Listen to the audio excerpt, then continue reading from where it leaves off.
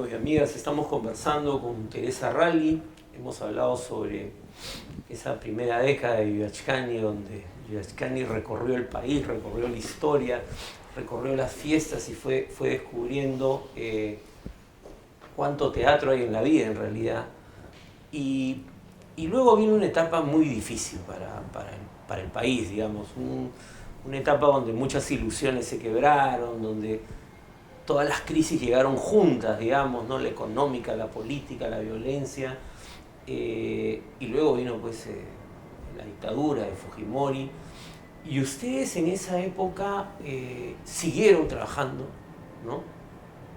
Muchas cosas se cayeron, pero ustedes siguieron, aunque supongo que también pues tuvieron sus temblores y sus terremotos, ¿no?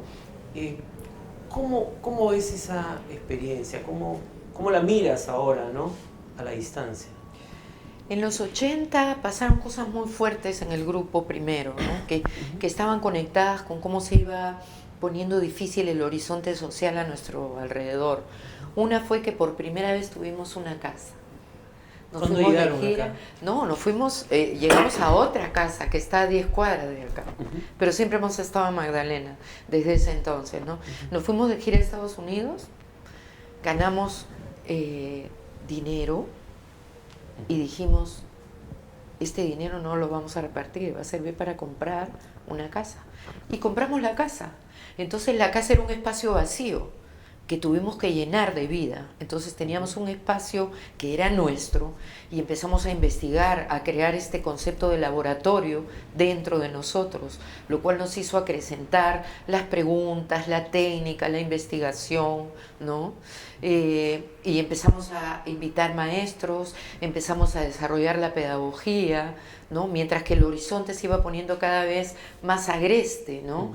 Y llegó un momento en el que ya no pudimos salir a viajar por todo el Perú porque corríamos peligro, empezamos a sentirnos prisioneros en nuestra propia casa, ¿no? Entonces llegamos así a fines de los 80, encerrados en nuestra casa, pero ese encierro provocó como respuesta una emergencia interna de creatividad fuertísima, ¿no? Porque respirábamos el país, respirábamos todo lo que estaba pasando, ¿no? Todo el endurecimiento de la violencia tan fuerte en esos tiempos. Que además, digamos, ustedes, quizás alguna gente joven no lo sabe, ¿no?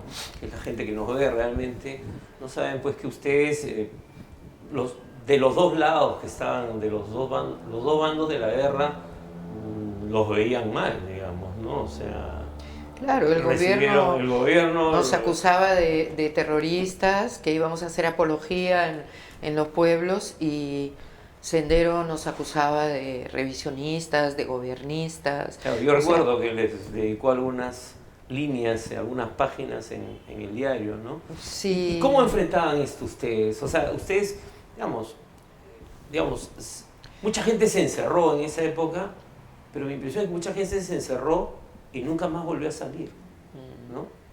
Claro, es que nuestro encierro era simbólico en el sentido de que encerrarse significaba, ok, no podemos salir de Lima mucho, no podemos ni siquiera ir a Los Conos, tenemos este tiempo acá, vamos a profundizar en esta investigación, vamos a desarrollar el tema de lo que está pasando en el país en esta obra, ¿no? Y ahí salieron obras muy poderosas, ¿no? Salió No me toquen ese vals, salió Adiós Ayacucho, salió Contra el viento, una reflexión sobre la guerra interna en el Perú, ¿no? Y salieron porque estábamos profundizando la investigación, ¿no? en el hecho escénico.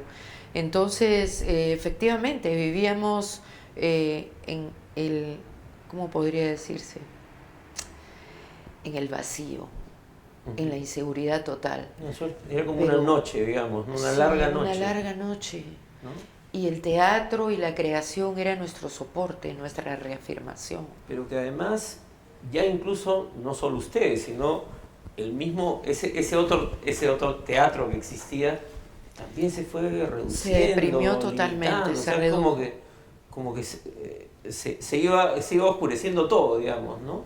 A pesar de que habían grupos que hacían un gran trabajo en esa época, ¿no? Así es. se deprimió el horizonte social. Eh, Éramos muy pocos los que estábamos creando y saliendo, ¿no?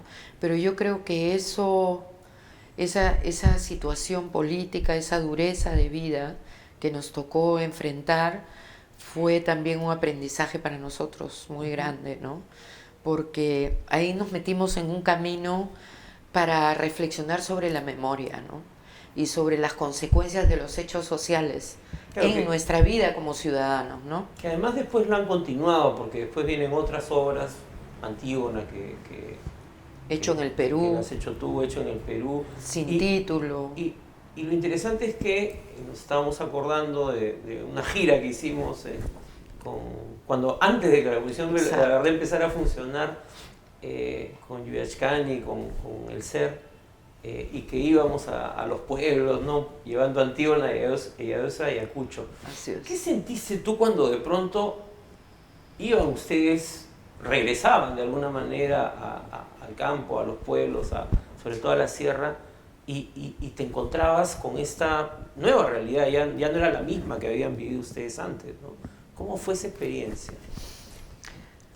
Estábamos ya dentro de este camino en la lucha como ciudadanos, ¿no? Nosotros hemos sido parte de todo este movimiento emergente de Lava la Bandera, claro, de las caminatas en las calles, el despertar nuevamente, claro, ¿no? pero que empezó en Lima, digamos. En Lima hubo esas movilizaciones, ¿no? Bueno, empezó en Lima de esa forma, porque sabemos que en todas partes, por ejemplo, por decir un lugar, Andahuaylas, ¿no?